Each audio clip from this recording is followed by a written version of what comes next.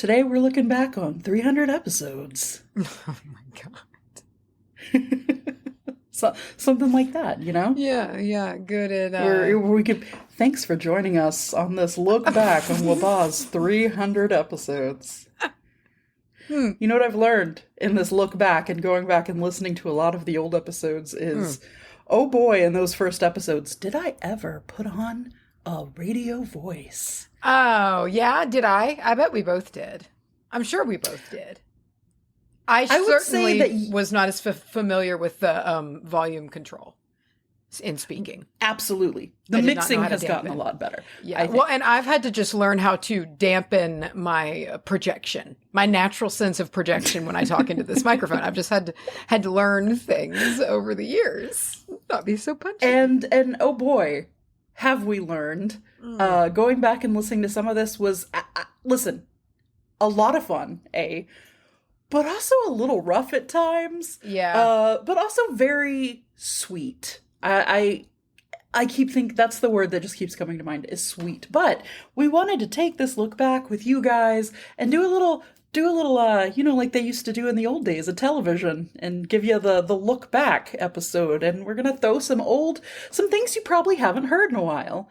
Getting a little sentimental. I'm excited about this. You have put together a whole itinerary going on here, and I like this. I feel like, you know what I feel like? I feel like I'm showing up for an episode of Cush Cap as you. So I'm sitting on the other end here, Good. And we've got our itinerary, and we're rolling through this. I'm very excited about this idea that you had. We've never done anything like this before. Like, we've kind of just like chatted about it, but we've never kind of done an audio clip show look back at our time together. Look back. This show, I mean, 6 years. What birthed it is actually I was up going through old Spookysodes for our 300th episode next week. Our, the actual 300th the real episode. one. Yeah. The real one. And because before you get to the finale, they always give you that bullshit episode with all the clips, and you go, fuck. This is that one for you. So y'all all could just go, fuck. And God damn it. Yeah. I was listening back to the old Spookysodes, and I caught myself stopping taking notes for talking points for next episode or like clips that we might use for next episode, and just listening and just cracking up at our own fucking jokes and just having like a nostalgic little walk. And I was like, you know what? We should just do this for a whole episode. So we have lots of firsts. We've had lots of firsts on this podcast. We have. And we had our first episode, which we absolutely could not do an episode looking back without looking at the first episode. So I think now we're going to throw over to a very young, very naive, very, what else were we? Young, pre-COVID. I was untested. Let me think about unseasoned. This. What was this? 2018? 18. It was 2018. Baby WBAH. So I was like 23, I think, 22 or 23 when this show. I guess I'm 30 now, so 30 minus 6 I was 24. Yeah. I'm going to throw up. I was about to be like, that math doesn't check out, but it absolutely, it does. Wow. Yeah. Wowzers. I'm not even going to do the math. I think it was like 29. Whoa, my prefrontal cortex wasn't done baking when this show started. Isn't that interesting? Holy shit. Oh my God. This has been a significant part of your development of your prefrontal cortex. Yeah. And I feel like this show has also gone around during both of our Saturn return times too, which is very interesting. It has spanned like the entire length of my second one or whatever. We've learned what that means. Yeah. Fuck. Which we would not have known. I've gone from thinking astrology belonged in fucking Cosmo. Yeah. I thought it was like on those little brown pieces of paper that you get at restaurants that you look at before your order comes because you're bored. Yeah. But let's throw back to 2018, our very first episode. I don't know. I think we'll start it with the good old Welcome to the Coven for old time's sake. I forgot all about that. Okay.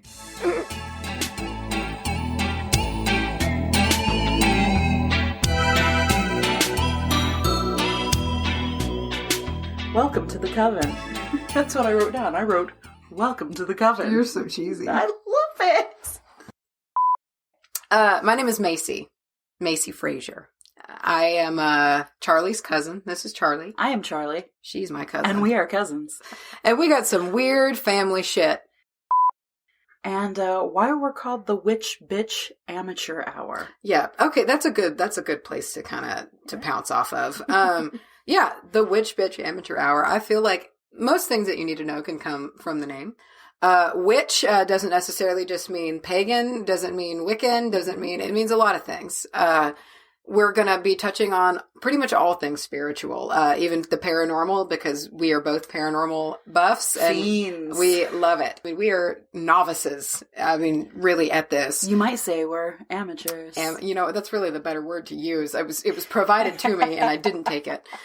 But that's our goal is, just to provide some top level information, we're just on top the surface. Shelf. Yeah, no. Oh, we're not, we're not getting into the nitty gritty. We're just kind of scraping the surface. Yeah. We're not top shelf is what you're saying. No, no. We're like $2 Tuesdays. We're happy hour. So we're going to have a good wide swath of what we talk about and things that can hopefully jump out at you to kind of go on your own rabbit hole searches. Right. And that's what it's all about, is finding what feels right to you, what makes sense to you. I'm sure at some point on this show, you and I are going to totally disagree on stuff. Oh, absolutely. I'm sure we're going to fight about stuff. I hope we do. I think that is healthy. Yeah, absolutely. I think it's healthy. I think it's absolutely healthy to do it because we both have a healthy dose of skepticism as well. Yeah. In different areas. Which is perfect. Mm-hmm. We just want to talk and let you decide what's right, what's bullshit, and what you feel. Yeah, we're pretty much your guides, but we don't have like a headlamp, and we didn't bring enough equipment, and we've never been on the hiking trail before. But my goodness, we're going to try our best. We're going to try our best. So, what more could you want? You could want professionals. Well, then you don't listen to a podcast that has the word amateur in it. Then you go to the fucking professional. Do you realize what narcissists we are? We are literally making it everyone else's fault that it's like, well, it's your fault that you came to listen to us because we're bad. You knew we were going to be bad. We're amateurs. Is that wrong? Should we not do that? What are you doing? I'm getting my notes ready and I'm trying to be silent because right before we started this podcast, you told me to not make noise with my notes. I'm terrified of you, Macy. That's the usual response. Outrageously large. You know what? This is a goose feather. This is definitely a goose. I think it's a feather from a... This is a Canadian goose. I was trying to... What's the flying dinosaur? A pterodactyl? Only a goose could have made something this big. This is an absolute mamma jamma. I think it was a hawk. It's a goose. And look at the colors. That's a goose. What big fucking goose have you seen? They've been migrating over. How big are geese? Fucking giant and evil. Really? Yeah, just pure seething evil. Well, I geese guess are absolute. We're learning which one of us knows a shit about animals and which one doesn't. Geese are the fucking worst. And so anyway, really, they will absolutely rip your face off. And so we've had a very good hour of sharing. It's been a sharing and caring hour. You're trying so hard not to laugh, and I love it. I'm so sorry. I'm trying to make it as weird as I can. This is an amateur hour, and I think part of that means that we don't know how to wrap up a show yet. I also think it's part of the amateur hour that it's not a fucking hour. No, it's never going to be an hour. It's going to be 45 minutes, or it's going to be 2 hours. If anything, it should be our goal to never let it be exactly an hour. We will okay, we're shaking on it. Yeah. We are never going to let our show be an actual hour. Because that goes against the amateur way. Off-brand. Yeah. First of all. And authentic. And I've had a really, really good time with this. I've honestly, I know we're recording and, part of this is for that, but I've had a really good time with this. I really have. It's like a therapy session. It's cathartic. I'm trying to remember, next week we're going to have another one, Yeah. And the week after that and the week after that, hopefully. So yeah. I feel like this first episode is a bit of an unleashing of the floodgate. Oh, yeah. Like we've said 100 times, nobody's listening to the first episode. Yeah, So it's getting our voices on. We're pretty much telling a cool story. We're saying hi to our listeners who are tracking back and trying to hear how completely terrible we were. Oh, I know. We are going to cringe. It's going to be great. It's going to be great.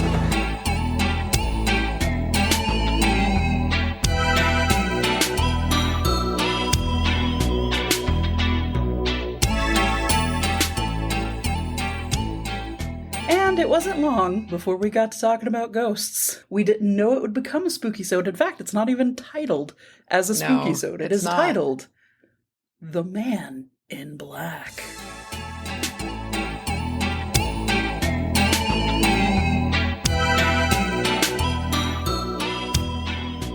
den room for one of the most anticipated... To us. Why are you going to bring me down? I do that. I really should work on that. One of the most highly requested videos. Oh, you know it. Videos. I watch too much YouTube. I feel like we should crank these lights down and we don't have a choice. Start up some candles. We don't have enough candles. I'm building an ambiance. You're tearing me down again. Look, I will go to sleep. Is that a threat? It is a threat. Okay. It's a promise. So no doubt we're gonna talk about ghosts.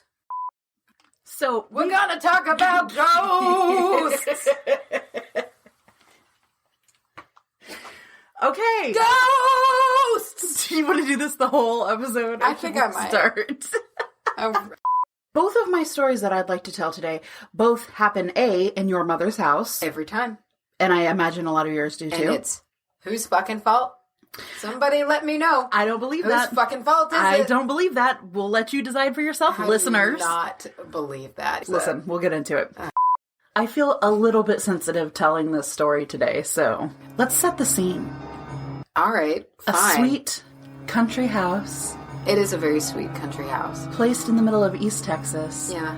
On beautiful, sprawling forest. Yeah. Sprawling.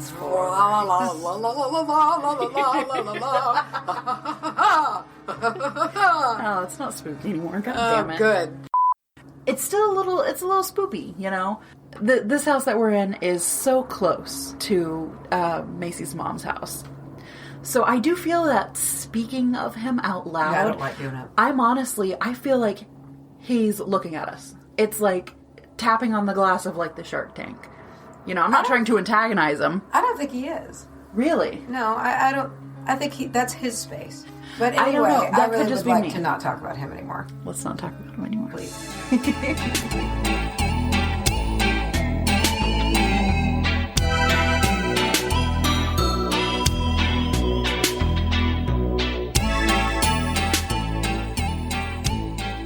We flew the coop a little bit after a little bit of success with the podcast. We started stepping out and having experiences. Yeah. Our very first one. You remember what it was? It's so long. So remembering the order of these is very difficult. You just had, like in the behind the scenes, you just had to remind me which one was the first one. And I do, though, I have such a clear memory of this day, of when we went to Hearth Wisdom and we got the aura photos done. And they did the testing of what jived with us in our palms and all of that. Like, I remember that experience so vividly, so crystal clear. I remember being very, very nervous. Not of the process itself, but just like, it was our first experience. Like, I was wondering if it was going to work for the podcast. I was wondering if anyone besides us was going to care, at all. Is it going to translate? Is our cool experience to us going to translate over, and become, is it going to be entertaining for anyone else who wasn't there? But they popped off. They popped off and they went on to do several others, which we will visit in a second. But first, let's go back in time. Before the pandemic and we could all leave the house, we had no idea, sweet innocent babies, to our very first experience episode entitled, What Color Are Our Auras? Our auras. So creative. And real quick, before we fade off into it, do you remember how they had to consult the books for me? That's when I became afraid. That was when I became afraid. Was when they had to get the books off the shelf and be like, how do we fix her? Is that the first time that the real I actually might be a tinfoil hat person? I might actually not be human. So anyway, fade to black. Fade to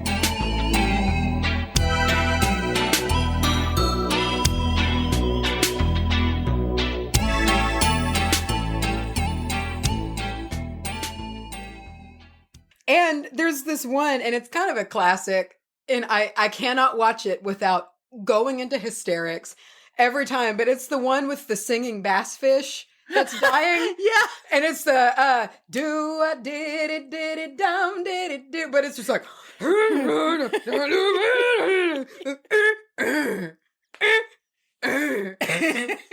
it's still like, wags its little tail, but what's so funny is when it's not singing, the music's fine, and so it'll be like, do I did it, and then it's just like, And it's the funniest thing I have ever seen. And it's my favorite video ever. And that's what it reminds me of. And we are getting aura photos. That came out very Southern. We're getting our photos. It's almost like you were going to just say our photos. We're getting our photos. We're getting our photos. We, along with that, are it's kind of a before and after process. Yeah. Which I really am super into. Yes. I'm ready for it. And so basically, it's a chakra photo. Yes. And it's an aura and a chakra. Yeah, in one. In one, which I'm excited about. I am too. And so, like, yeah, and it'll have like your aura that kind of comes from around you. It's not like one of those aura photos to where it's like you still see yourself and there's like the color on top of it. You know what I'm talking about? Have you seen those? To where it'll be like a picture of someone against a wall and so the chakra one has like it's like a body form. It's not you, but it captures your light or like it captures the frequencies that come off of your body and the color that's associated with that frequency wave. And it does that for your aura. And it also does it for each one of your 7 chakras. So you can see their size, how healthy they are. So they take a before and then they use that to work on your chakras. Now, I'm really interested about that aspect. I can't wait. Of it. I cannot wait. Because I can't wait to see where you and I differ. Yes. And then also the work that's going to be done on us. Yes. How that's different as well. Yes. So I think we should start one by one, talk about our chakras and see, just kind of compare, see how we love this. Think. Oh, okay. So, and I don't know if we've said this already, but this is going to be a very loose episode. You know, we're not doing individual topics like we usually do. This is a special, and Charlye and I are just going to talk about what we think is going to happen. Yeah. I might have had my first deity interaction. Oh. And it was so intense. I almost with fear. But anyway, so the night after or the morning after I asked everybody, I woke up that morning alive, cleaned floor to ceiling, the house. I saged, cleansed. My eagle wings came out that day or my hawk wings came out that day and I was cleansing and I was just, and it was like I felt the energy everyone sent. I woke up and I made it through that whole day. And I was still talking to Kim and I said, I have this feeling we are not done. I said, my time with Jorah is not over. Yeah. I know it's not. And I had this sense of resolve. Like, I don't really know what to do, but he's going to be found. Yeah. So 2 weeks had gone by at this point and I'm at work and it's a Monday, I believe, or a Tuesday. And my mom calls me and she says, I think I found him. And I very admittedly was like, Sure. Because I didn't know. My mom had followed on Facebook she found him. My mom's a hero. My mom did this. She manifested this. Like, I mean, she figured this out. And I made a deal with the Fae. I went out and talked with the Fae. I didn't make a deal with them, but I brought them an offering. Yeah. I did not make a deal with the Fae. Let me rephrase. I did though. I went out to the woods and I left them some honey milk. So Kim told me that she was writing me, and after I told her when he was found, and she lit a black candle for Hecate because black dogs and things like that, and she'd been and I was like, that's a great idea. I need to thank her, because it was.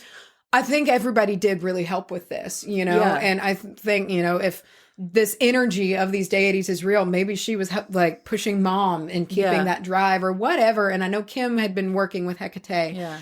And so I got in my bath and I put on, I have this, it's that same one in the photo shoot, that tall black candle and that red candelabra. Hecate candle, right? Hecate candle. Yeah. And I lit it and set it on the bath. And I had some real trance inducing music on. And I lit this candle and I was already feeling it, and I did some gazing for a while and I was just kind of projecting that gratitude and that, I didn't really know what to do because I've never communicated with a deity before. Yeah. And I still, at that point kind of was like, I don't even know if this is going to, do anything because I've never had that experience. Yeah. But then I started getting real deep. And I felt this weird feeling of being pulled downward. And I felt myself being pulled through soil, being pulled through earth, being pulled down, and then breaking through this layer of soil. And I could feel the difference of the layer I was in. I started to be like, this place almost like the underworld. Yeah, where Hecate is. I know that's what, and it was so. I could feel the energy, and I could legitimately feel half of my body being inward, and I had the thought of, if you pull through, this is deeper than you've ever been, you know? And that's always what scares me, is because I'm like, what if I can't come back? Right. You know, I just have that fear. Yeah. And I severed finally. And so I was like in this layer fully, and I could start feeling the power of being where I was, you know, like it was somewhere different than I had ever been. And then I got overtaken by the strongest presence I have ever felt. And it's like, it's not that I could see like I could feel in my mind's eye that I was in a different layer. My spirit was in a different place, and I could feel that I broke through and I had gone downward, which is, I think, more not to be taken literally, but like, you know, like spiritually to a different plane. Yeah. And this presence just it came over me, and it was so intense, and I could feel it everywhere, and I couldn't almost contain it. Yeah. And it was terrifying. Yeah.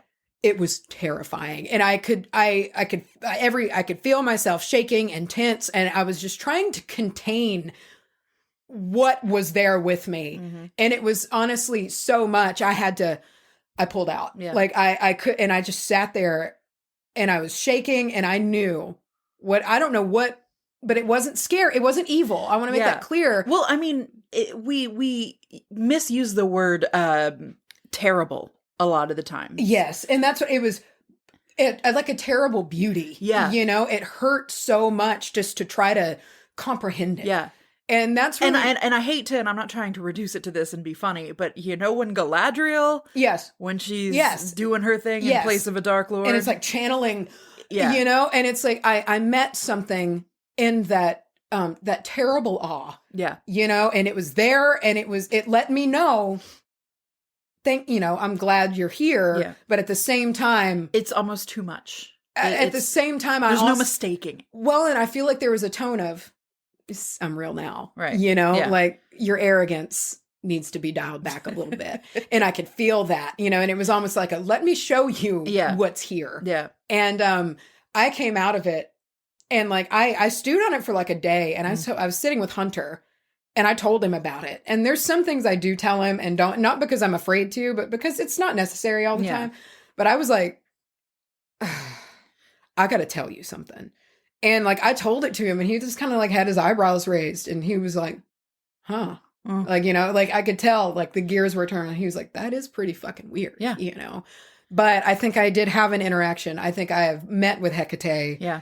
And, it was, my eyes are watering talking about it. It was so intense. I've never felt that. And I'm excited to start working with her again. I want to very briefly talk about what we think the process will be. In my mind, we'll of course do the photo. I wonder if they're going to feel anything beforehand, or if we're just going to jump in with the photo. I don't know. And then they say they will work on us afterwards. So we're going to, here's basically what we're doing. Now that we've had a whole episode, let's tell you what we're doing.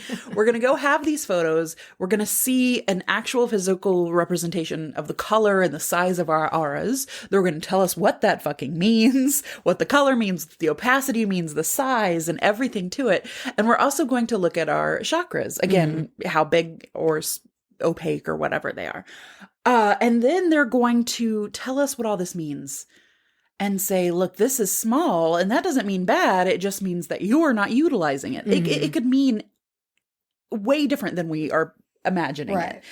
And then they're going to use, I don't know, what like fucking crystals and I think sound clearing and all kinds of different things. Like they go through several different methods, different things, and I just can't wait for that. I feel like that will feel like getting a massage. I feel exactly. And what's nice about that is as much as you can work on yourself, and as much as if Macy stood up in front of me, I feel like I could confidently work on her and work on her energies, and her vice versa to me. However, there's something about going to a professional, not that we're not professional, but going to someone who does this so often and with such confidence, to really, I think we're going to be in trusted hands. Yeah. We do. Ow, my toe broke off. Dude, I'm like real proud of my crown. I am too. I was surprised at the size of it. Mine is still, which this is not going to make sense to anyone yet because we haven't explained it. Mine is a good size, but still a pretty dark purple or like a lavendery purple. And I think yours is too. Yeah. Let me see. Yeah, it's not as icy clear. Yeah. As Yours and mine are very, very similar. And it's that stress. She said, which it's so weird that she said that we both need to start looking into shadow work. Because lately I've been like kind of like on the pastime, like looking it up real quick. Or like I've been really like stewing and like on like, what is shadow work? And I've just kind of felt like this need to like look into it. I've definitely seen it more and more. It's popped up more in the past month. Yeah. Than I've ever seen it. It's one of those things where it's like, is this confirmation bias? Or it's like, do I need to look into this? And it was odd that she was like, shadow work. Some shadow work. Yeah. Do you and I was like, there's that word again, you know? Which is something that I've heard is hard, but like, I'm ready for it. I like some hard shit. Well, yeah, I do too. I confronting myself has become something that I actually quite enjoy. I do it a lot and it's helped me grow so much from the person that I used to be who could not do that. And so it's really like, I'm not saying it's easy and people who do shadow work, it's like, no, I know it's going to be hard and I know that it's a confrontational thing, but I find that refreshing. Yeah. You know, and I think it'll be good.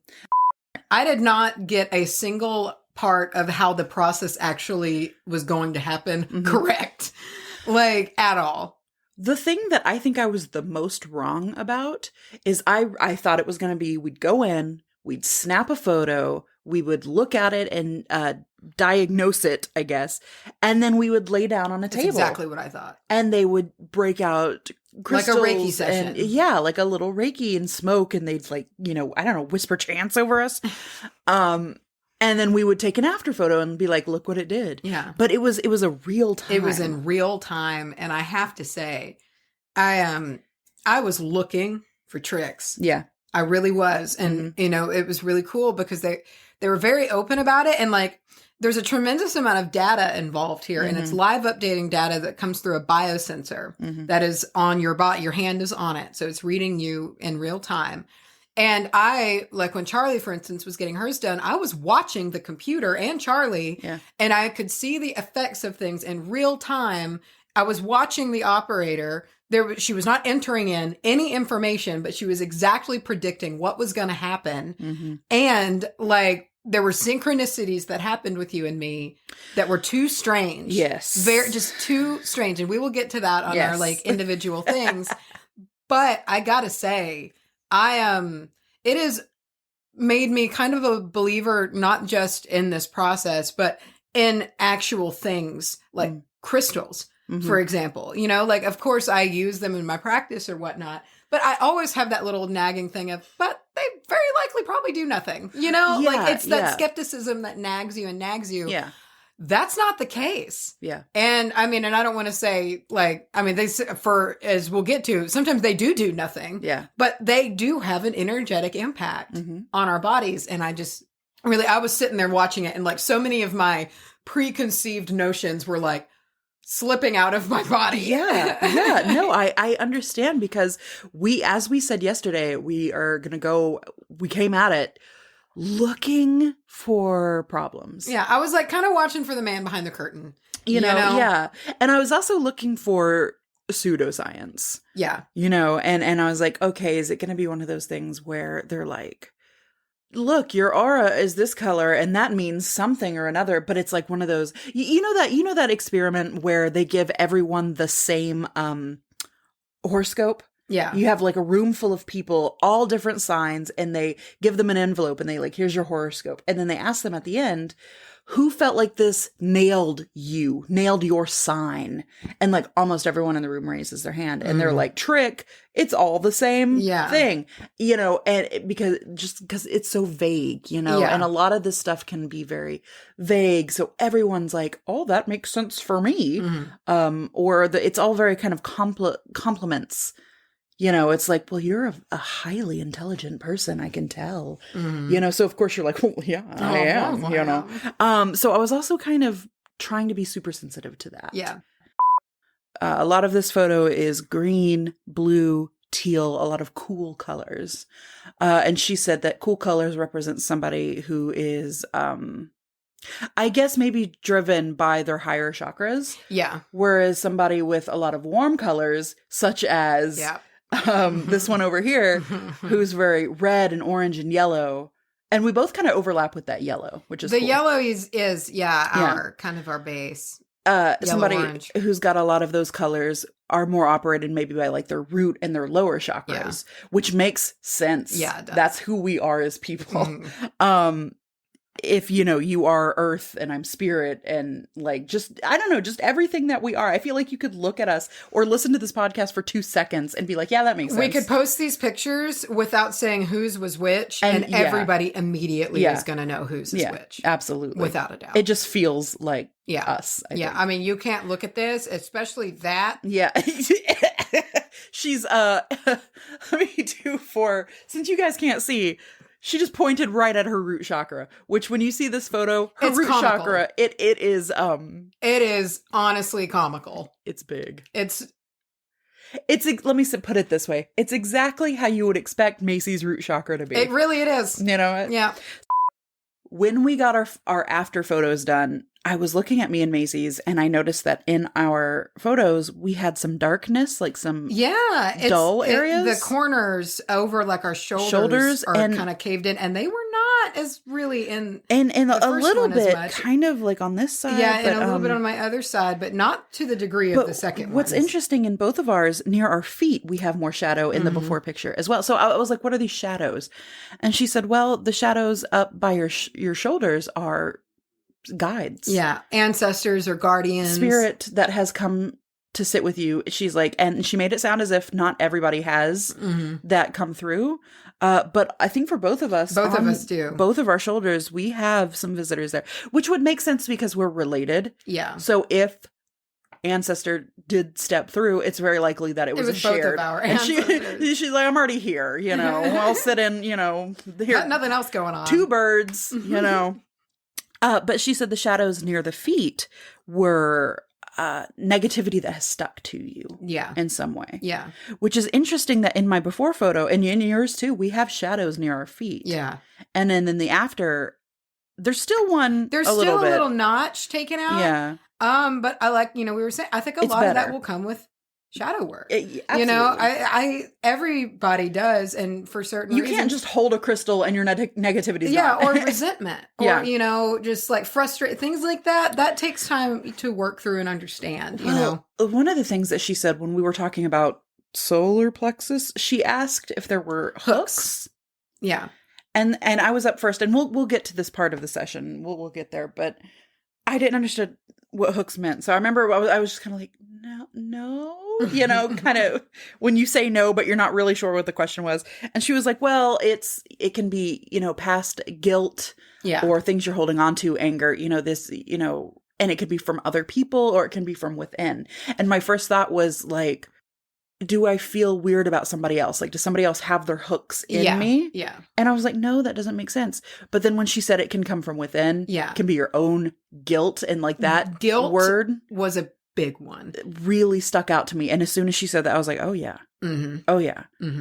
Which was insanity. So here's what we're going to do. We're going to tell you about our sessions and in the process, but from the perspective of each other.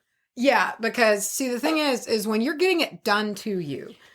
Okay, so I looked at this printed photo, and my root chakra is stupid. It looks like it's covering your entire butthole. Like it's just, it's so big. It's massive. We got these after photos, and then we shopped around in the store for like another hour, which is so easy to do. It takes several laps to take it all in. Yeah, you got to do a practice lap. And then go through, load your basket up with everything that you want. Yeah. And then do a third lap to put everything back that, like, you're not ready for or you can't afford or, like, you know, everything. And then you're left with what you want to leave with. And I got you some Hecate oil. You did. It smells great. Because of your recent I don't know. I'm going to keep working with her. In the bath. Yeah. It might, a little bit. I also got some incense that I've been wanting to try. There was that leafy freshness. What did it say? The leafy freshness of nature. Great. Wonderful.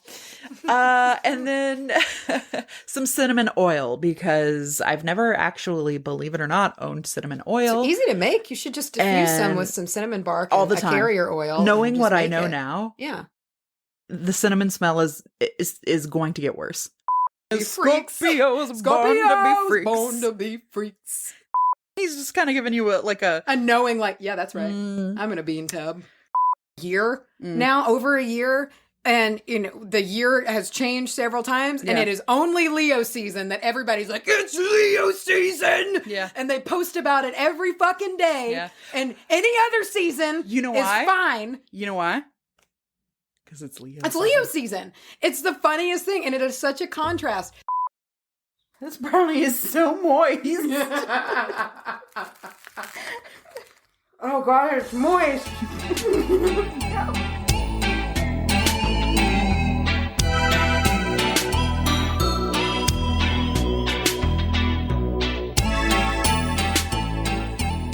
After we stepped out to do some experiences, it wasn't too long before WBAH got an invitation to be live in person.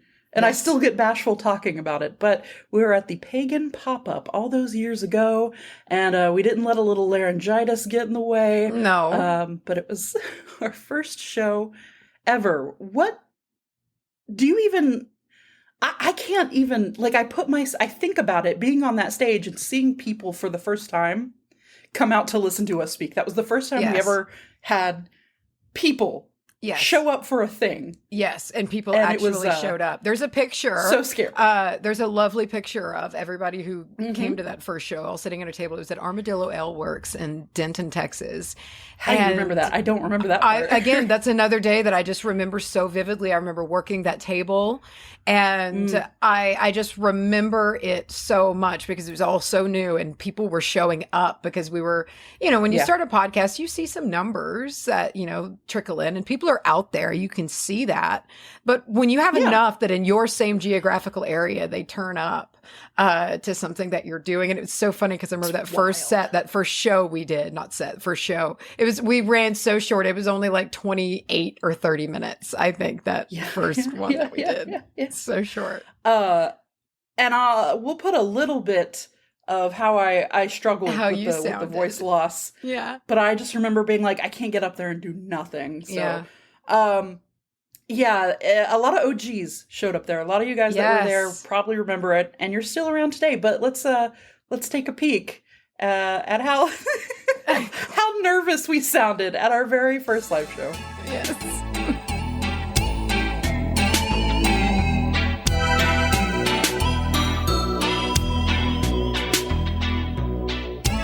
Okay, can y'all hear us?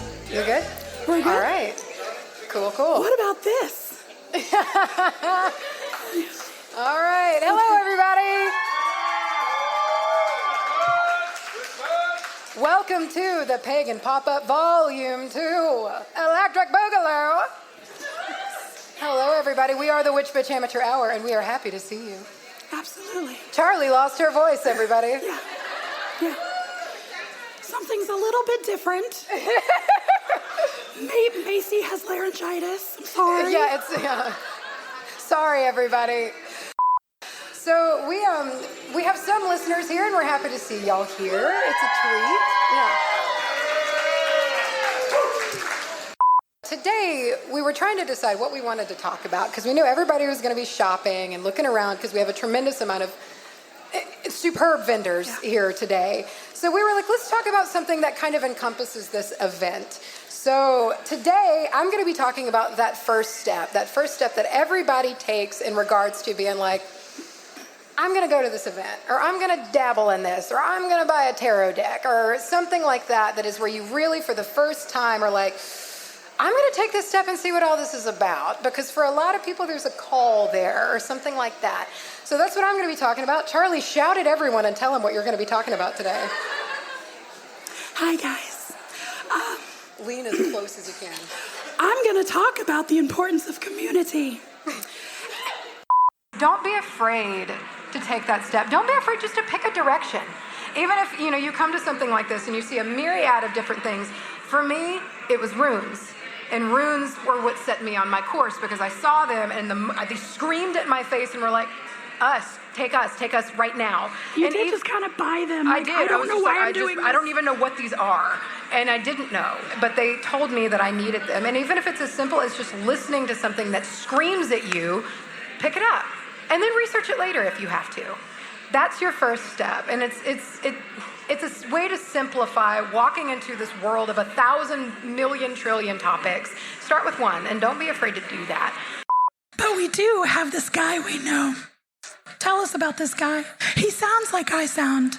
He does sound like you sound. Luckily, and let's hope he does not show up today. Nobody wants Chili Finger Jim He to make might an be here. appearance. Look behind you. Look behind you. If you feel breath on your neck, it's Jim. It's Jim. Yeah, he is. He chilled your throat. He froze it, Chili Jim. That bastard. It's a really important event. So we thank y'all for listening. We thank y'all for coming. Yes, thank you everybody for coming so much. And we're the Witch Bitch Amateur Hour, everybody.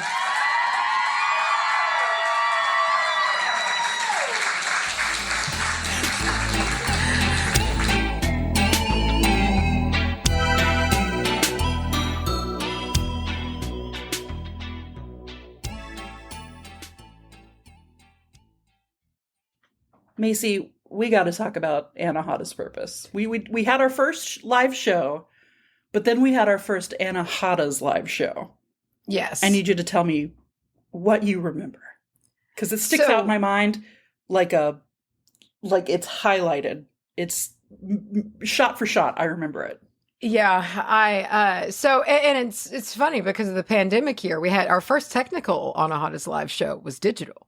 It was, right. Remember that? We beamed ourselves over there because the shit had hit the fan. But the first one I remember, brother, I remember being in that room.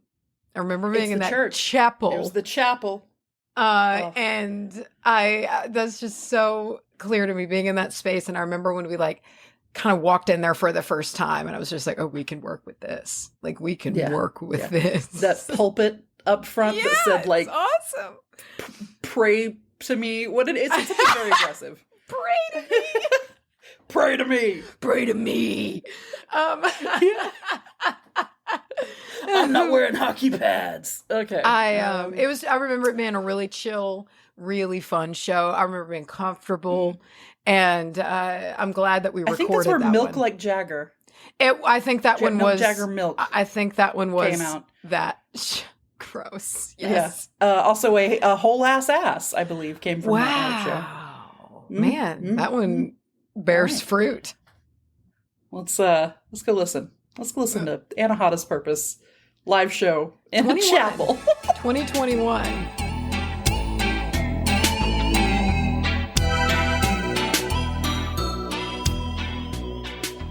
Hi, everybody. Yeah, you're right. Forget that I'm I apologize if you didn't get your 30 seconds of stern eye contact. We really wanted to get that out. We hope it's sold. We hope we look so stern as we want. Hey, everyone. Hello. It's good to see your faces. Actually, this is a script. This is a performance. Yes, it is. Regale me. Would you care to be officer or driver? Oh my God, we get to both participate? Yeah! Oh, can I be the officer? You can be the officer. Can I be the officer? Yeah, you can be the officer. Okay. So, your lines are here. And this is to be performed by two crusty people in the room. Accurate. Officer. Sir, do you realize how fast you were fucking?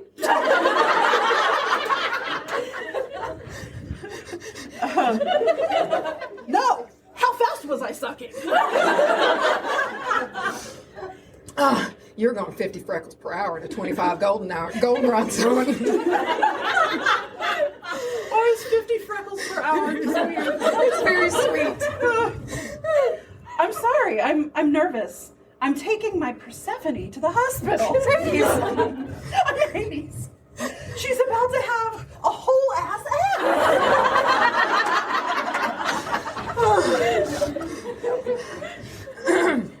Oh my God. Oh, no. Oh, this is the best sentence.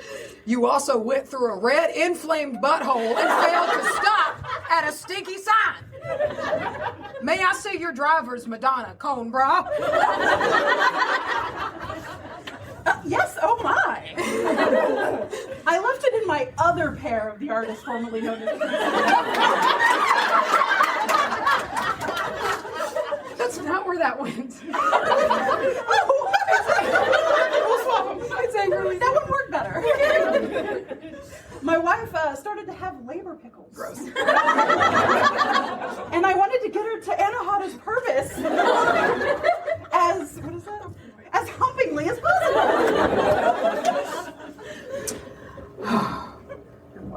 Okay. Okay, we might use it twice. Oh yeah. Your wife?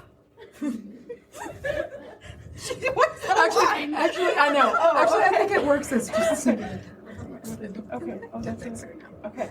She's right there in the back of the angrily tap dancing man. But I forgot, you wouldn't believe it, I forgot to bring my single red Gucci hair. Stupid.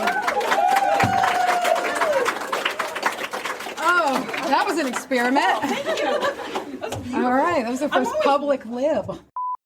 Okay, well, I think it's time to have a little break after all of that. Some light reading. Some light reading. We know this is camp, but we need you guys to remember... You'll need to act right. Keep your manners about it. So, listen, this isn't really... I tried to find the closest thing that I could to, like... Or tell them what the book is. Oh, no. This is Etiquette Up to Date, The Beak, and by Mrs. Cornelius Beekman. This was written in the 30s. It's absolutely stupid. Who doesn't have a first name? She doesn't. You can't find it anywhere. It was only Mrs. Cornelius Beekman. And she wrote a book about etiquette, and it's a nice time capsule to how much it just sucked. Just sucked. So listen, I was like, I want to do something. It's like a fun thing. It's like party, you know. But, like, there's nothing like this in this book, of course. So, no witchy camps? I know, believe it or not. But there is a chapter, let's give a party. And this is not necessarily specific to this, but it's as laid back as I could find. This is cocktail parties. If you have a cocktail party, this is what you're supposed to do to be a proper host. This either. I'm very excited. It's dumb. All right, and I just have about 5 paragraphs for you. I could have shortened it, but listen, I just couldn't, because you know when she just like goes on lists, it's all of that. You can have a big spoon or a little spoon. This whole thing is, and I was just like, I can't cut it short. I can't cut the beak off. Not today. And so here we go. When a hostess plans her food accompaniments for cocktails served before dinner, she thinks of them as appetizers and respects what they will or will not do to the appetite. The use of the word appetizers is a sound idea, for often, as you know, when we use the more flowery words, hors d'oeuvres or canapes, our plans are apt to become more flowery. I cut off. I'm done.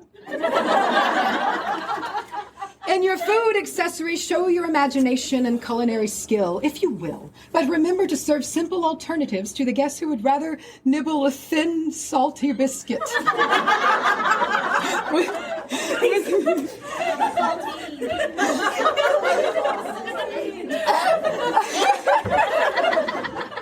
does that mean?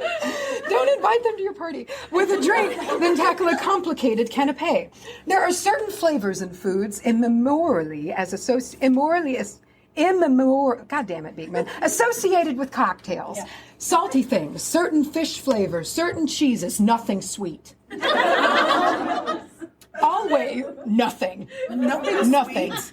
Okay. Always we find enthusiasts for little somethings, such as olives, salted nuts, heated potato chips.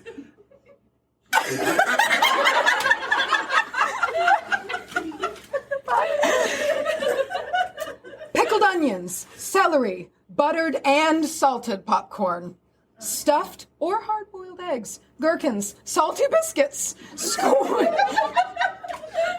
She's really about them salty She biscuits. loves fucking salt. Are they Salt. saltines? Yes. I mean, I get it. Of course they're saltines. Squares of brick cheese with an English walnut in the center. Is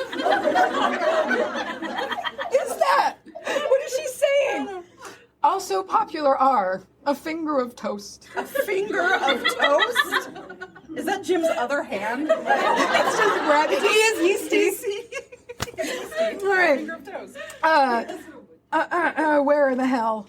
Okay, with smoked salmon or sardine, caviar. Let me remind you, this is a casual cocktail party. You're supposed to feed these people fucking caviar. Lobster. And lobster, yeah. Bacon, mackerel, tuna fish, sturgeon, or a cornucopia of Italian ham.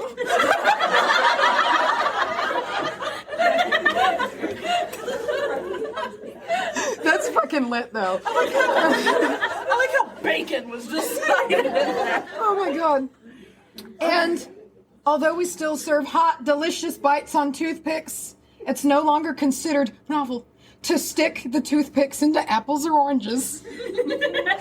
Okay. It's smarter service to put a group of toothpicks on the side of the serving platter and let the guest take one to spear a petite sausage. A tiny ball of country sausage. A miniature codfish cake. A tiny meatball. A roll of chipped beef filled with cream cheese mixed with a little mayonnaise. A piece of shad roe. A sautéed mushroom. I'm leaving. Or an olive wrapped in bacon. Okay. Take two, another food trend that inspired discovery of how deliciously refreshing uncooked vegetables, very fresh, very cold, are with cocktails. Couldn't be more healthful, and they bring out the flavor. I think it could be more helpful, like, to not just slam a carrot with your vodka. I don't... All right. So now, we have not only crisp rosebud radishes and hearts of celery, but all kinds of fresh things, such as little raw carrots, slivers of carrots, carrot balls. What the fuck is a carrot ball? I've never heard of that in my fucking life. Tiny sprigs of raw cauliflower. If you said carrot, I was gonna hit you. Sprigs of ice-cold watercress. Bits of finocchi? Finocchi? Even squares of the lowly white turnip. Okay. I found it rude. That is very And scallions, if we dare. saucy. And what attractive designs and color schemes we can make with them. There you go. That's what she had to say today.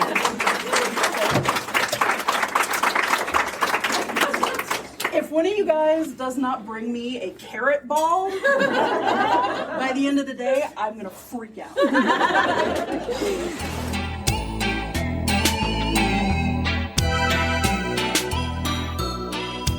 Do you know what happens in a podcast when two of the two showrunners are getting stretched perhaps a little thin, or perhaps they realize their topics were crap, or a myriad of different things? Do you know what happens? They do a silly-sode. Oh gosh, the silly sodes, dude! I'm so glad you made a mark of these because I wouldn't have thought about it, but I don't know how, because the silly sodes they have accidentally become a staple, and also a personal savior for me and you. In truth, Yes. Well, and that's the thing. It started, the very first silly-sode we did, actually, I was mistaken. We did call it a silly-sode first, or right off the bat. And then the second silly-sode we did, we called the shit-post-shit-sode, and we thought that was going to stick, but we went back to silly-sode. Yeah.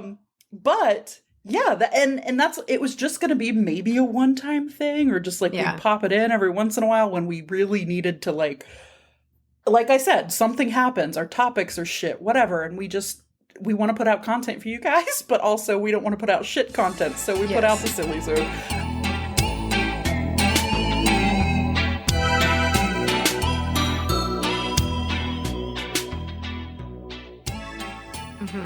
super special silly sode. It's a silly sode. Oh, dude. You made one of those gross kombucha slimy. Dude, I grabbed it out of the jar. It was worse than I imagined. Like, because I've been growing it for like a month or over a month now, and it's been growing and getting thicker and turning into what it is. And I started my first batch yesterday, so I had to fish out my pellicle, and like all my SCOBY and everything, and get it in there. And I just like grabbed it and froze.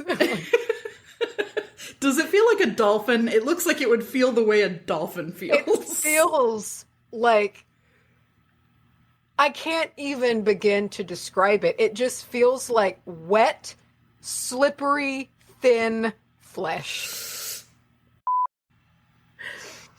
Oh, this is gross. The troll that lives under the thick butt shares tips for keeping his home gaping but clean. It's the gaping butt he keeps at home. Yeah. He's trying his best. So here's his first bit of advice. Decorate sparingly. Don't clutter up your priest with sentimental garbage. God, so that's what happened to the priest. Oh, yeah, it is exactly, because I'll tell you. Don't clutter up your priest with sentimental garbage like pictures of nipple clamps or dry humping trophies. Okay, I love that it's not nipple clamps, it's pictures of nipple clamps. Oh, fuck, I missed one. Real quick, give me a plural noun. Oh! Gooches. Great. Okay. Yeah. Back on track. Okay. Don't clutter up your priest with sentimental garbage, like pictures of nipple clamps or dry humping trophies. Having too many gooches visible ruins the element of surprise. That is true, though.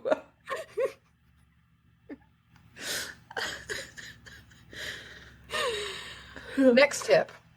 Clean up immediately. It's easy to let swollen willy work get away from you.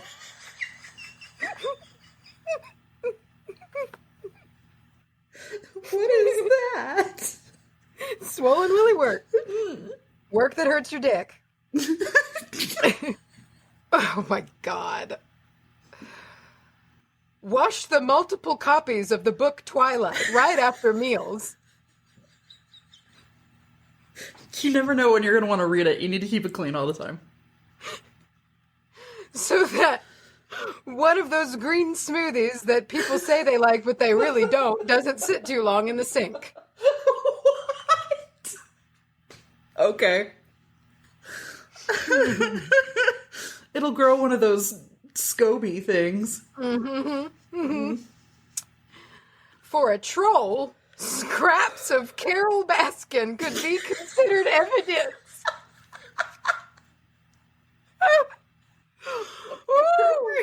Whoa. Oh, man. Wow. Oh. Okay, last piece of advice. Make the most of it. Even if it doesn't win the Tallywhacker Award for Best Home in the WBAH studio, it's still yours. Spend at least almost 1 minute a day simply sitting back and appreciating your quotations, pregnancy test, sweet pregnancy test.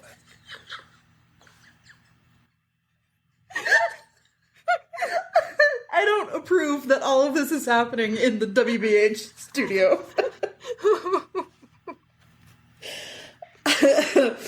We did not sign off on that sublet. They gotta move.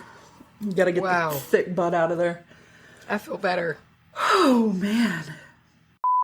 And it's a little embarrassing to talk about, but I blame the movie The Truman Show. Oh, because, okay. Okay. I had a pretty bad case of, I believe they call it imaginary audiences when I was growing up, which is common in kids. But well, yeah, you're also an only child, so I feel like you kind of I had to make entertain your, kind of do that. I had to come up with some stories. However, after the movie The Truman Show really fucked me up. And even when I was by myself, I would kind of look around and be like, you could hide a camera in that. You could hide a camera in that. And, or like I would sometimes do things to see if like a producer would run in and stop me. You know, like it's so stupid. That's not really, I don't know if that counts as what you're talking about. I think it absolutely does. But it is something that went on for probably longer than it should have. And it's not ever like I actually thought that. It's just I would be alone and be like, but what if? I feel like I've done that before, though. Like, my next question for you. There's so many different types. We've got Yeti and Bigfoot, and then even the gray man from Scotland. Skunk Ape. The Skunk Ape. We've got the Big Thicket, whatever he is. Are they related? Are they the same thing? Are they... What do you think? I know we talked a little bit about this, but... As a biological being, they are all different breeds under a species. Okay. Cousins. It would... Yeah, like would be like what I would say how you have timber wolves and gray wolves and different things, you know, that vary upon the region and the climates and things like that. I think that you have different evolutions of these different subspecies, you know, that are still all related. And I also think that I think bodies show up and the government hushes it up every single time. Like, we're not going to find a body because they're not going to let us find a body. Yeah. I mean, that's true. But I do also think it would be hard to get a handle on that every single time. There's some really sad stories about it. Like, I was going to say, I think some of these stories might have something to them. Not the ones where they have big, obviously fake, like, costume heads, and they're like, look what I found. But, you know, some of the stories of, like, I saw this thing, and it was kind of, you know, I don't know. I'm just not very quick to be like, nah, you're full of shit. Well, that's the thing, like, because... And it depends on the region that you go to. When you go to an area that is like rich in Bigfoot sightings, it's a known thing. And like, I mean, that's just part of it. It's like if you go to certain parts of Oklahoma, Arkansas, the Pacific Northwest, like kind of all over the country in different areas, down in the Big Thicket area, it's like, it's not a matter of maybe. People down there are like, no, like he's real, you know? And so it's just like, when you actually get down into the regions of it and there's all of these people, it's like, God damn it. After a while, you just need to stop denying it. It's and just be like, okay, you know, I'm not going to think that all of these people are lying. I'm not, you know, and you pair that with the biological possibility. It's like, sure, I think he's fucking real. He's out there. Bigfoot, stop denying it. Macy 2020. Well, it's like, I think about him all the time. Like, we were sitting outside.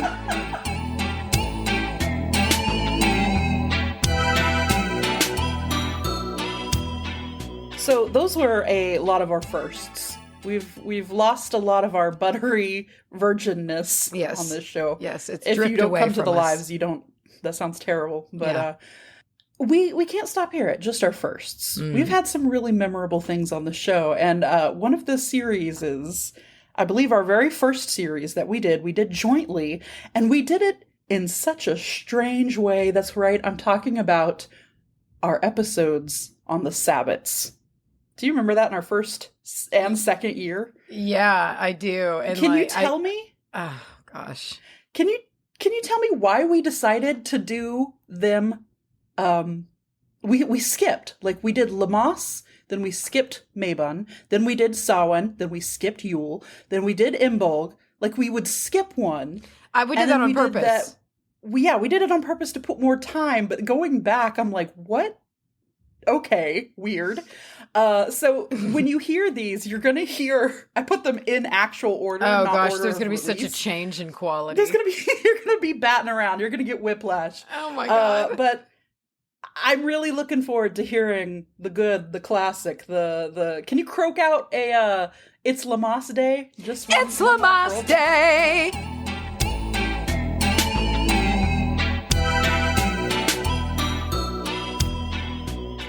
So how was your week? I actually go blank when you ask me that. I love it. I have a whole week to sit here and think of some kind of comeback or to think of something, and I know it's happening, and my mind shuts down. It was okay. How long until our 3 fans get tired of that? No, they're going to keep listening forever in the hopes that one day you will fucking answer One me. day I will be like, "This, you know what? This awesome thing happened." Yeah, that's what everybody's hanging on to. Lamas. Lamas. Lembus bread. Lambus bread. It's Lamas Day. Eve. Well, yeah, but I mean, it just sounds better. We're going to be talking about tomorrow. Which this will be released on tomorrow, which will be, by the time you're hearing it, will be today. We're leaving that, and you can't take that out, because that was the most convoluted way to explain what we're doing. Even I'm confused. Okay. Let's scrap. No, that stays. If you take that out, I'm going to punch you in the neck. Okay. I might. I've done it before. I'll do it again. Are you ready? Yeah. Is that how it's going to start? It's just, are you ready? Are you ready for it? Does Maybon want to throw down? We're talking about the fall equinox. We sure are. Also known as Maybon. Maybone. Okay, yeah, that was great. It could be called Maybon, Maybone, Mayboon, Moobane. It was like all of these things. It's like, I don't think it actually can be called these. Oh, we suck. So, I'm going to be talking about the, practical celebrations for Samhain. Right. I'm going to be talking about, a little bit of history of Samhain. And I'm also going to be talking about a very specific kind of traditional ritual that you can do. Cool. Fucking Yule episode, okay? You drink wine. It's a cup of cheer. Yes. Spirits. Yes. Yule occurs on December 21st. I've got a winter solstice pot pie. Special episode! Yeah. Did I scare you? A little bit. Sorry. We're talking about Imbolg. We are. Okay, see, here's the deal. So, I've seen it pronounced Imbolg and Imbolg.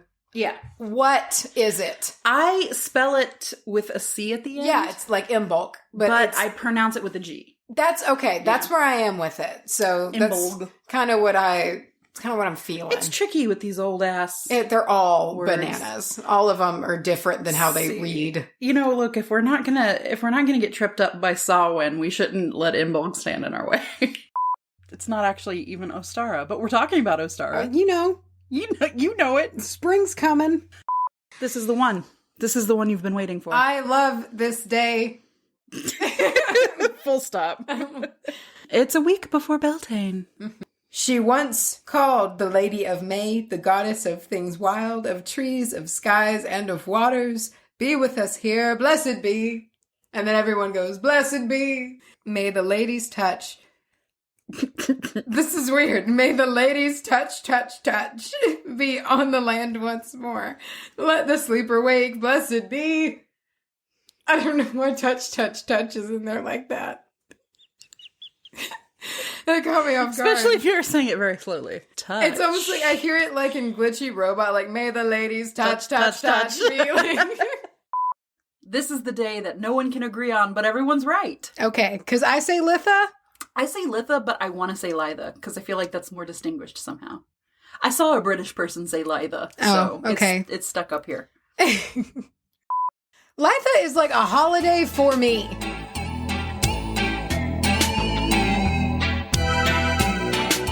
Macy, everyone loves a series. Once you start one, people get real mad when you don't continue it. So I wanted to talk a little bit about our most loved series. Okay. You've got, of course, far and away, the History Witch episodes, which became we need to do one much more than a series. I would say. I don't even know if I would. I'd say that those are full on like specials when those happen. Yeah, those are a lot of fun for me. They're a lot of work. But they're really, really, really fun. It's just, I need to do one.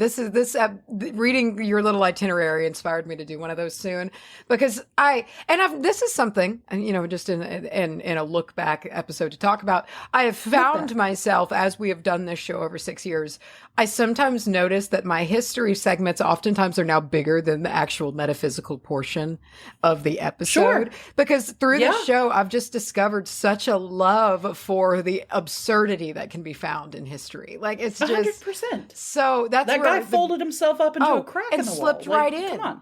Oh my gosh. Yeah. And I love it so much. So we're due for that, because it's just, those episodes give and give and give. Yeah. And everybody gets very excited when those happen. And there's so many witches through history that we can talk about. And then I stumbled onto the Gods and Goddesses. Haven't done it in a long time, but I remember that was my very first series. So I think the last one you did was Scotty, probably. Yeah.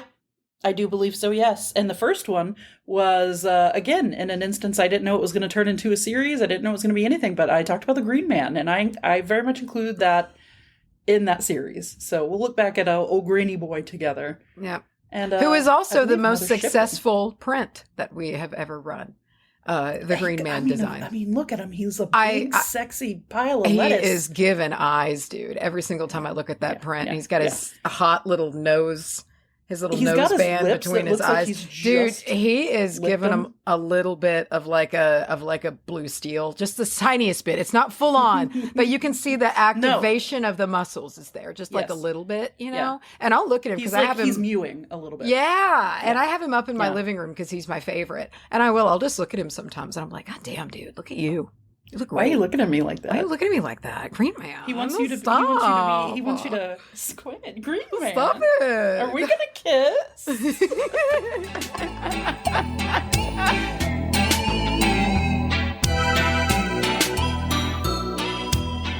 It is the first in a segment, I don't know, a series that I'm starting.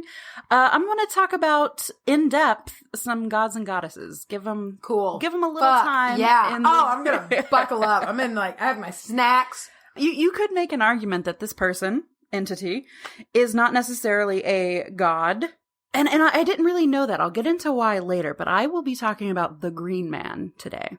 And I think it's appropriate to start with him as he's so much more ancient than I had thought. Cool. Why I think he is super interesting is, first of all, he's the first one that's kind of called to me. I remember you said that like way back. Way early. Way when you and I were first getting into this. You said, I feel like I've just been really drawn to the Green Man. I have, and I still am. And we've made no bones about the fact that we're essentially agnostic pagans. Mm-hmm. And that's true, but the fact that, just look at the fact that we believe in ghosts. Yeah. That does, we do believe in things that are not entities. Entities, right? So call it what you will. I saw a plaque somebody made of him. And I was just scrolling through the internet, looking at like Etsy, or something. Mm-hmm. And I saw this Green Man plaque, and this is probably so silly because it was like a commercial thing. Like it's an object that someone made, but I just saw it and I was like, I just had this feeling of like warmth, love, and like protection, and just like this, like almost like I know this person. Every time I see image, sometimes he even has his mouth open and there's like, it sounds creepy, but it's not. Sometimes there's like foliage coming like from his mouth, not like in a barf way, but just like it's like sprouting from him. He's Papa Earth. He's Papa Earth. He's Daddy Dirt.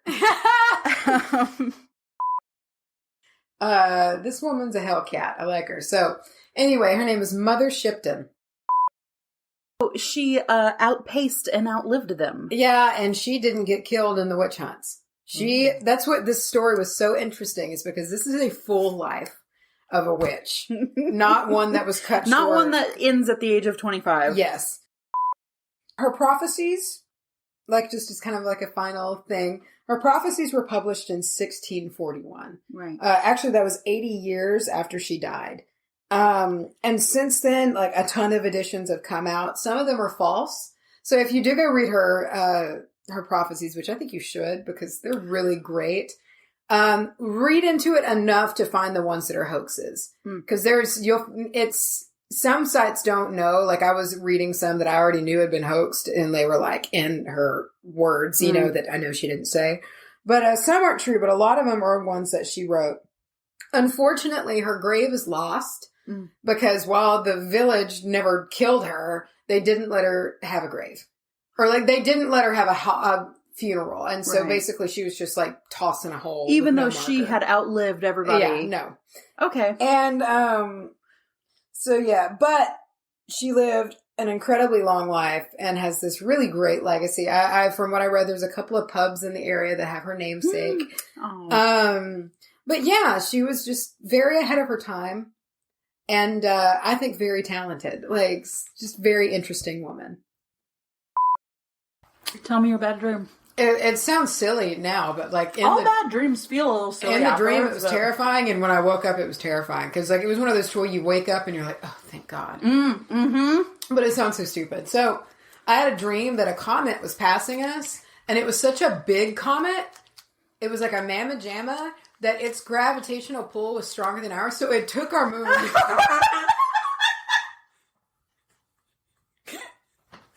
It just took it. And it was nighttime. It was a full moon. And we were watching our moon just fucking leave. Like, that's horrifying. It's so scary. Because I remember thinking of all of the implications of it. I was just like, holy shit. But like in my dream stupor, I was actually like, there's not going to be nighttime anymore. I was like, it's just going to be daytime all the time because the moon brings the night. Like, and so I woke up though like, oh, Jesus Christ, thank God. Look, we'd be remiss if we didn't talk about the moment that we very first found out we were talking about the same exact topic for the first time ever. It has happened more than once. Yeah, but none better. This was the one. None better than our Aventurine episode. God. I've not listened to that episode in years, and I just feel like it's got to be sloppy as hell. I mean, that was always our thing. We said when we did the same thing, we would get hammered and make it a special, and boy, did we. Yeah.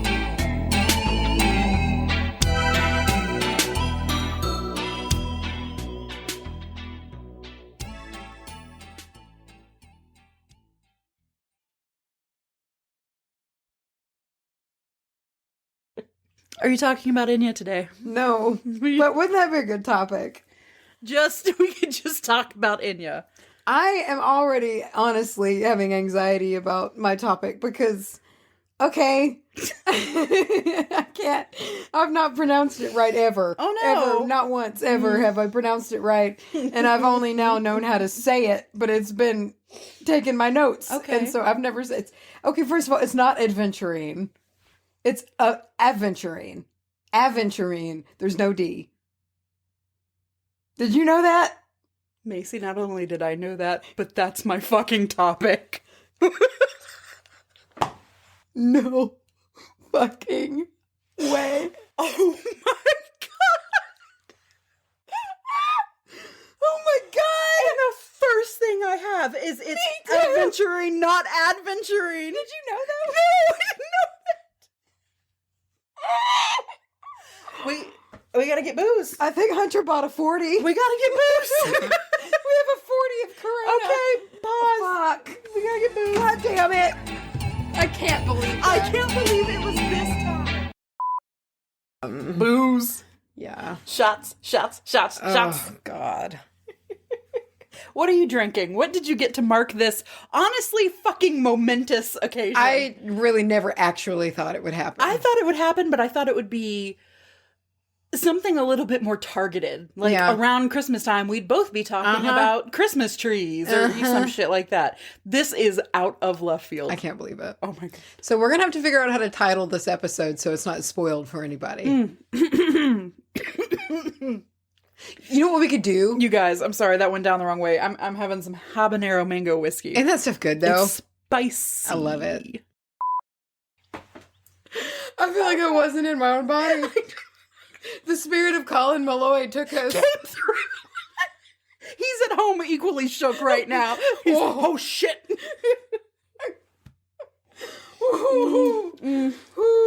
Okay. Hoof. Woof. Okay.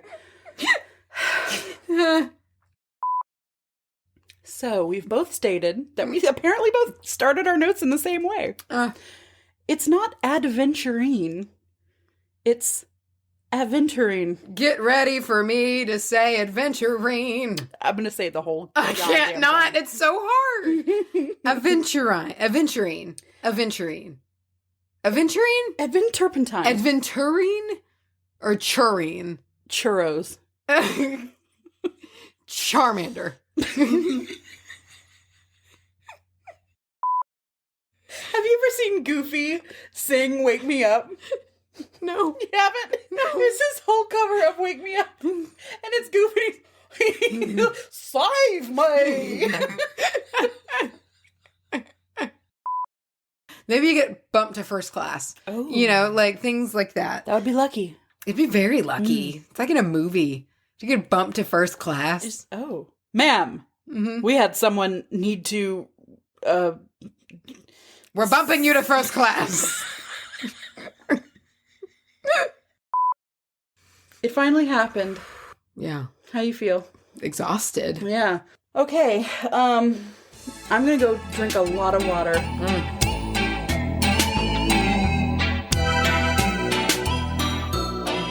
Any parents, any podcast parents, we love all of our children, i.e. episodes, but we know deep down that we know we got our favorites. You know how it is. Speaking as someone who doesn't have actual children, so no, I don't know how it is. But we definitely do have our favorite moments, or our favorite episodes. Mine being the Osiris episode. You know what? You love it. You've heard me talking about it. Osiris is a classic. I mean, good grief. Yeah, look back on that guy. It's a classic. I remember us laughing hysterically that episode. I remember that. Because that is the same episode as Alang-a-Lang. I feel like Alang-a-Lang and Osiris is the same episode, and that is unhinged behavior in that one. I think perhaps... I will need to listen to it in its entirety, but in my memory, that's the best episode we've ever done. I think it is. And it probably isn't. But I feel like something about it seems to be good. People, I see that when we jived. We had good topics. It came together. Those two. That's part of it. I think both of those topics just clicked together. They just worked. Slid. Yeah. They were tight. Yeah. And Macy, we've got your favorite. We've got some pieces from you as well. I mean, really, I struggle with this. I struggle with picking a select one. All of the historical witch ones. I think it was the Alice Kettler one was the one when I attempted the Scottish accent. I remember that one being Look at me, Bessie. I gotta write particularly fun because we had Look at me, Bessie.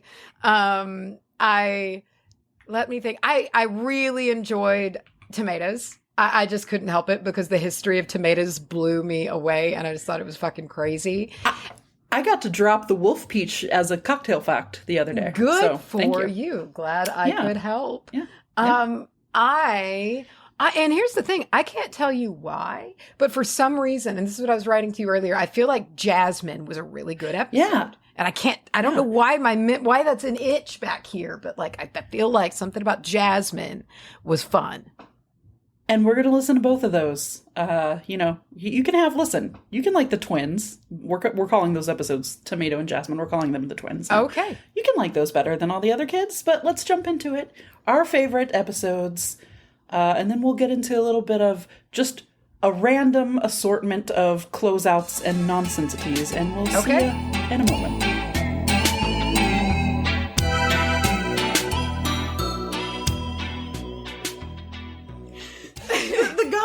The gods always have the weirdest stipulations. Yeah, it's the catches are always like, what? Why?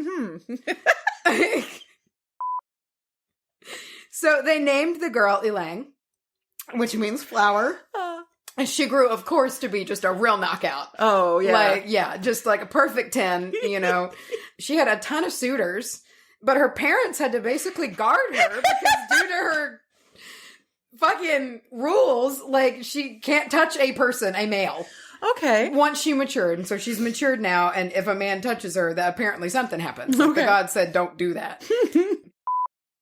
And when she turned into it, she turned into this tree with these highly fragrant flowers, and he then shouted, "Ilang! Ilang!" And it says that to this day he still does. From now until eternity. Still just shout, "Ilang!" Yeah. And so hence Ilang Ilang, because he yelled. Yeah. Is intense. Yeah. Cleona. Cleona. Fucking hate that song. I don't like it either. But it gets in my head sometimes. But I will never hear it without. Yeah, it's going to be Cleona for the rest Cleona. of the Yep. That's the one. After the world was created. We're going way back. Let's start at the beginning. She asks her sister to help her pick up the body parts, but hey, at least she knows this. She does not allow Nephthys to pick up his danger. She's allowed to gather all the body parts she wants, but do not touch his danger. Wow. Hey, I get it. Last time she did, all of the problems were started. I'm not really sure if she didn't want her, like, wild-ass sister to have his little peenie, or if it was solely the fact that, and this is the part I wanted to get back to, when Set was scattering the body parts everywhere, his little peena was one of the things thrown into the river, and then it was then eaten by fish. That sucks. Yeah. I mean, it makes sense, though. Sure. So after getting all of his body back together... So, wait a minute. No, I'm moving to... Yeah. I have questions. Yeah, go. So, who rebuilt the peena from the fish? From the fish. I don't know. And how is this fish still alive? And how many fish are there? Like, I'm very confused. I like to imagine that he threw all the body parts in, and then a fish ate it, but one big fish just ate the whole thing whole. I guess. Because otherwise, if it was nibbled by, like, little fish, you're not putting it back together. And then also these fucking fish, this dick-eating fish. I want to hear about these cock-eating fish. This was the reason that they were forbidden to be eaten in ancient Egypt. I like to imagine that they don't want to catch one and fillet it just because they're going to find like a god's schwanz in the fish. So for like thousands of years, they were like, don't. They were just terrified of finding a cock in this fish. We run out of tequila for our margarita. Oh, God. One of these days I'll get an MRI, but this is America, so. Yeah. Compilation of information was kind of supposed to be everything in the known world, like everything that was in the Garden of Eden. And so the problem is that when these new seeds start coming from the new world that aren't in this, that's really freaking people out, because it's like, how is that not in the Garden of Eden? Everything's supposed to be in the Garden. Is the Garden of Eden not real? Is this all a lie? And so then that really ruffles feathers and people freak out. And so crank up the xenophobia. And they were like, this is tomatoes. This wolf peach. This is tomatoes. That Robert Johnson, I don't believe Robert Johnson, the acclaimed and famed and mysterious blues musician, I don't think it's him, from New Jersey, announced that he was going to publicly eat a tomato. Hot damn. And people came from Is all this like over. when Bagans was like, he's going to open the Dybbuk box? Absolutely. He's going to eat a tomato. Absolutely. And so people came from all over like, oh, shit. This guy's going to eat a tomato. And they're like... Dude, and cut to like poor people that just munching away on him. Though, yeah, like, just like you fucking chill. So, jasmine is one of the most aphrodisiacal scents. That's why jasmine is always with fucking vanilla. Yeah, jasmine vanilla's in everything. Oh yeah. Oh boy, it's one of the sexiest scents on the earth, honestly. So like, and there are plenty of ways to harness its power. Your topics have been so horny. Like, I know. That's what I'm saying. I keep picking like all of these like sexy catalysts. Horn dogs. Little horn dog plants. Little hornies. It's Macy's little hornies. These are my little hornies. I have one on each shoulder and they just talk all day. Well, patchouli is like patchouli is you have a Tinder date coming in like 10 minutes and you're like, but jasmine is like a slow build to like a deep relationship. Like you're trying to really build something. It's not a hit and quit. No. It's a low and slow burn. Yeah. You know, when we started this podcast, you remember how, as a joke, we were like, it's called the Witch Bitch Amateur Hour, so we agreed to never have an episode actually be 1 hour long? Mm-hmm. Like, as a bit, as a gag? Yes. Well, I checked it out today. I was making sure, I was like, oh, geez, have we accidentally done it? We haven't, but we've gotten awfully close. We've gotten very close. We've gotten very close. Our closest that we have ever gotten to being dead on balls an hour is the magical hygiene episode. And I call it magical hygiene just because that's one of the clips we're going to go to in a second, where I think that's where I want to talk about my asthma comes from. Oh, yeah. It was 1 hour and 36 seconds. I remember, I didn't remember that one specifically, but I do remember one clip being like on the nugs. So close. Nervously sweaty close. Yes. And I think that's a good way, A, to describe our podcast, nervous and sweaty, but B, to close out this 300th Look Back Clip Show episode, and just kind of throw some chunks that stick out in our mind at you. Just no particular rhyme or reason, but just little things that we like and have said through the years, and I don't know, maybe we'll separate them with that good classic beep beep noise. Yeah, we'll see. And if you were there, you were there. And if not, this might sound like junk to you, but you know what? There you go. Thanks for staying to the end. Till the end. I would have gone to the end with you, and to the very fires of Morty. Morty.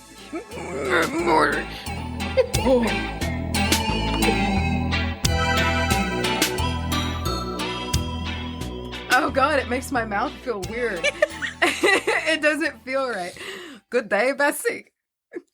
What worldly thing makes you lament so greatly? And then greet so sincerely. Oh. I don't know what those mean. Huh. She answered, alas, have I not great cause to lament? For our money and possessions are dwindling away. And my husband is sick. And my baby will not live. Oh, Jesus. She's really Debbie Downer here. She is. And the gentleman was like, Bessie. Mm-hmm. You've angered God. Oh. And asked for something you should not have. So as the man turns and walks off, I've pictured this over and over in my mind. It's going to be like The Sixth Sense. It's never not funny to me. Oh, no.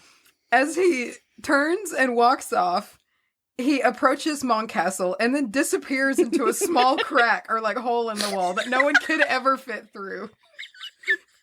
I don't know if he like folded up or what. I like to think it's like really bad 90s cartoons graphics where he just kind of It pixelates into it. It's like a cat, as long as his head can fit in, his whole body. Slit through. Yeah. So she's very startled by this, as one would be, and she realized like, oh, he might not be like a living human. Like, oh, did he just fucking go through a crack in the wall? Bessie smartly says, well, I see no reason to go with him unless I know why. Well, yeah. And then he says, look at me, Bessie. Okay. I have plenty of meat and clothes, and I can offer you some if you go with me. They've like taken people out on water skis. The vibrations of the engine scare them, so they leap out of the water, and you get fish slapped to death by a 900 or whatever. It's like a rock hard projectile. Right, and it just takes you out. Which, I'm not laughing at that, it's just... What a way to go, a way to go. I would like to think if I got fish slapped to death... At least it'd be by one like that. Yeah, I would find it cosmically funny. You know, it wouldn't be funny because I'd be dead. And if you're gonna go... It's a good facepalm death. You're just like, oh, God. I'd be like, shit. Be like, how'd she die? Well, a fish jumped out of the water and broke her body neck. slammed her to death. I'm really sorry if somebody out there knows somebody who was fish slapped to death. Please don't. But also kind of tell us what happened, because I Please really let want us to know what happened. Okay.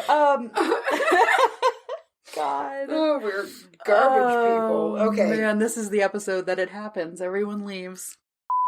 Just imagine waking up and putting your toes on in the morning. I want to talk about the concept of miasma. I believe I'm saying that right. But as soon as I said that to Mace, I realized it sounded like my asthma. I need to talk about my asthma. You don't have asthma. I've known you for 24 years. You don't have asthma. My asthma. Look at this ash on this fucking incense. Holy shit! Yeah. I'm going to talk about sodalite. After this large amount of it was found in Canada and it's kind of less expensive and it's more accessible to everybody, it kind of, people started knowing it as the poor man's lapis lazuli. Well, shit. Excuse me? You want to fight? Why would I not say beanhole, Macy? I don't know. If I have a chance to say beanhole, I'm going to say it. Oh, my God. Oh, dude, boy. I have a hunter story for you. I've been dying to tell you this story. Tell me. I pulled... this is going to sound real bad at first. I pulled my groin this week. And Charlye... Wasn't it not like... I know! In the last episode, we talked about pulling your groin. I know! Okay, Monica. I'm so mad about this. Okay, so, but it's... I pulled it in the most absurd way. Charlye... It's a ridiculous story. And I just, after it happened, I was just like, what is this life? And what is this life? So, first of all, you've met Hunter. He is... I'm aware.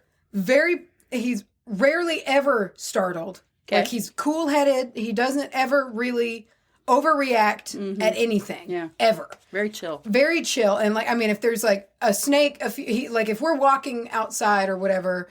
I'm always barefoot and stupid, not paying attention. And he's always scanning and always looking. And if he sees something, oh, look, and he'll pick it up and move it. And he's very calm. Well, he's probably the reason you will stay alive. I know. It's just like the song Orpheus, like Sean James's song. Like basically, she's walking through the woods and not paying attention and gets killed by a snake because she's not paying attention. She didn't have a hunter. I know. And so like that's his thing. Yeah, he makes sure of that. And so like when he puts on like a danger voice, I listen. You know, it's like I know that really something's wrong. So we were in the vehicle and we were driving to his family gathering on the 4th and just talking away. We're in the pickup, kind of like the work truck. It hadn't been driven in about a week and a half, so we're like, we'll take it. I'm so concerned with how this is going to happen. So we're driving on a road. We've been driving for 30 minutes, probably, I'd say by this point. And we're just talking and driving, and I'm looking out my window, and I hear him in a deadly serious, no bones about it voice, and he said, and we're driving, and he goes, get out of the car.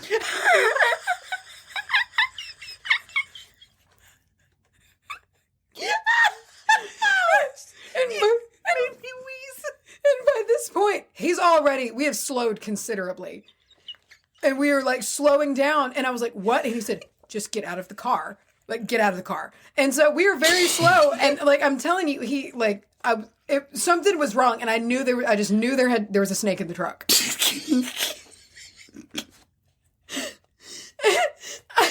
And so we're like, I open the door and we're like rolling to a stop. We're not going fast, but since we're rolling to a stop, I just bail. But I was in wedges. And so I landed with my legs, but I was holding on. Like I landed and just immediately pulled my groin. Like as soon as your foot hit the floor. It just, the way I stuck that landing to be able to land in wedges. Your groin just snapped off. And by the grace of everything, I had done yoga that morning and it was like it was a groin session. Smooth. So I think without that, I might have snapped my groin. I'm not sure. But first, I think you should tell us what happened with your knee. We haven't started off with a ailment in quite some time. Yeah, especially a good stupid one. Good, like a pulled groin story. Get out of the car. Hunter's always involved in these. It's always Hunter, and then you misjudging his actions for something Absolutely. else. So it And was reacting. 9:30 about the other night. So of course I was asleep on the couch. You were in deep third trimester sleep, or whatever they call it. Whatever it's fucking called. My sleep was about to have its own baby. It was really coming up on the 40 weeks there. And so I was out on the couch, and it was about bedtime for me, but I was doing my nightly doze on the couch before bedtime. Very important. Your sleep before your sleep. My pre-sleep, if you will. Yes. Hunter goes to let the dogs. They went outside one last time before bed, so he was going to get the dogs inside. So I'm asleep, and I wake, and to my view, seeing Hunter like struggling with the door, and he says something like, "Oh fuck," and he's like struggling with the door, and in like my sleepy stupor, I was like, "Someone's trying to get in the house," and it looked like he was like fighting, like you like to keep the door shut. Right, because if there's one thing you want to do when breaking into somebody's house, you want to just stroll through the front door. And also get into a physical fight with a 7-foot-tall man. And not even a good one, just like a door shove. Let me in. It's stupid. And so I see that, and immediately I'm like, "Ooh, fuck." And so I just start making what I assume to be is just like this sheep noise. It's just, "Mah." And because I don't know what's going on, and I'm all tangled up in the blanket. I'm so tangled. I have been laughing about this for days. I'm so tangled. And I can't. And so I try to inch him off the couch the whole time, just moaning in panic. I can't even do it. And so I proceed to just fall off the couch so hard, wrapped in this blanket. And it's that really big throw blanket, the king-sized one, so I was in it. The one that you were talking about a few episodes ago that's like as big, it's like 8 feet tall. Exactly. Yeah. And so I was so wrapped up in it, I could not get out of it. And so I was tangled up and I hit the floor. And then I realized, not to any much less calmness, that Hunter let a flying thing into our house, and I didn't know what it was. I look up, I'm on the ground, I've hit my knee, I'm still delirious. And I'm tangled in a blanket. Are you still moaning? Probably. And I remember just being, like, asking what, but I don't think it was a word at all. It was just a noise for a long time. And so I look up, and there's a bird in the house. That's okay. Like, so I slowly get up. And then I'm like, well, there is a problem, though, because we have a bird in the house, and it's like 9:30 at night, and I want to go to bed. But it wasn't a stranger. It was not a stranger. That's good.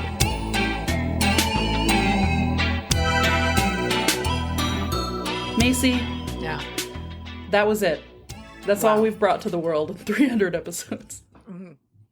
Yeah, montage. It has been a joy, and it's not over yet, baby. Join us next week for our actual 300th episode, the Spookysode it's gonna turn your nips inside out. It's going to point them backwards, brother. And also another layer of lore of this show is how you just said it has been.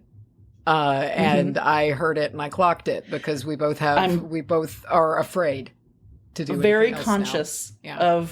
of saying it has been. And in truth, we could have probably tried to add the "it's been" into this episode, but there's no way I'm finding every "it's been." Gosh. Neither of us. If both of us dedicated the next week to combing through this, we wouldn't find all the "it's been." So No, that one will just have to live in our memory. Yes, it's good to stay there. It's fine. Yeah. Along with Jim. But Jim, he's shy. He didn't want to do this anyway, so. Jim would require his own episode because that is Jim at this Jim point. Ep? Yeah, he's a thought form at this point. So there's a lot of lore behind him. I mean, he tried to join us already once on tour. Be on the show. So there's witnesses to that. Yeah, people saw that shit. I love him. Listen, as one of his mothers, I love my boy. I do. Yes. Yeah. He means well. Does he know that he's half siblings with Orville Peck? According to the WBAH lore? I don't think that he does, but he really ought to. Listen, I know, Jim, you're listening. You are. Have you seen the episode to, the music video to Curse of the Blackened Eye? Yes. Yeah. You know when he's in the bed and there's that monster? That's him. They're hugging. That's their brothers. Yeah. They already know each other. What am I thinking? Yeah. Oh, wow. God. Okay. Thank you so much for 300, and check us out next week. Next week. Goodbye. It's the biggin. Next week. Oh, shit. I feel like part of that laugh fit needs to be in there. Oh my gosh. Okay. Part of it. What do you want me to do? Add it to the end? I normally put a little PS at the end of the episodes. I'll just add my entire laugh fit. Oh, you should. My 10-minute laugh fit where it's just me. Whee! I want you to. Please do that. It's also your eyes were just like Rick and Morty eyes. like Leonard years, Rick and Morty. www.rickandmorty.com. Make me stop. It's the wheeze. Stop. The wheeze is I here. can't need actual help. Call 911. Listen to that wheeze. I can't. Oh my god. Oh no. Oh my goodness. Wow. Eyes are getting exploded. I'm gonna okay. Oh my god.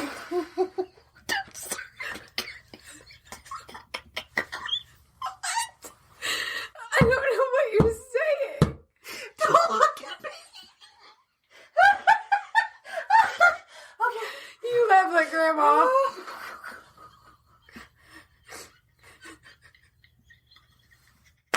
I'm actually gonna pass out. I can't. Okay. Okay.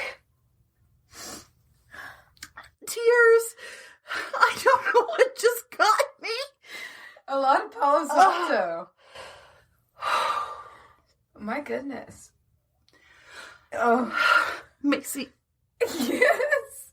I have had I'm out of breath. That was rough.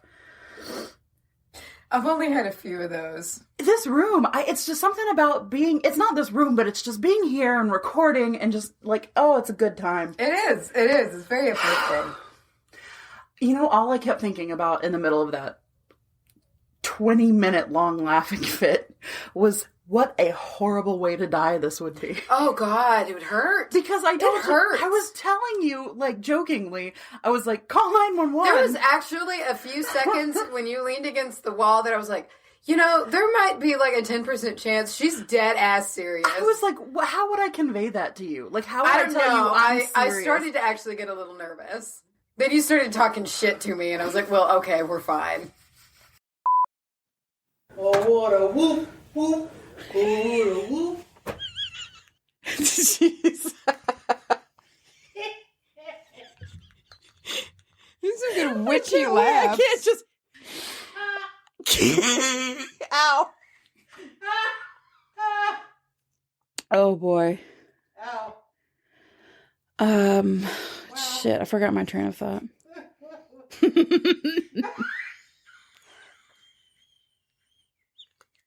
Y'all both have that. I know!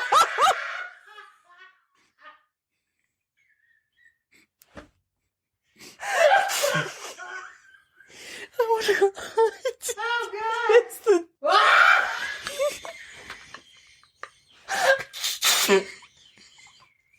crap.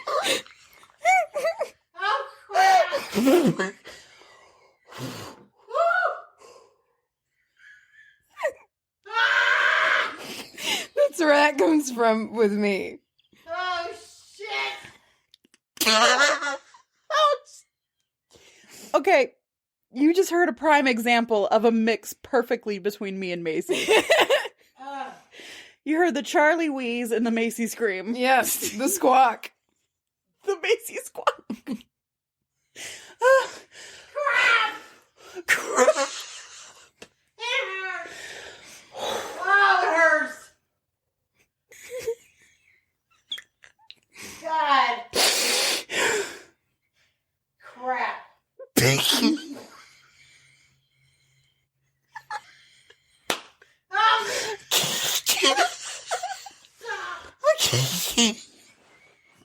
You started it.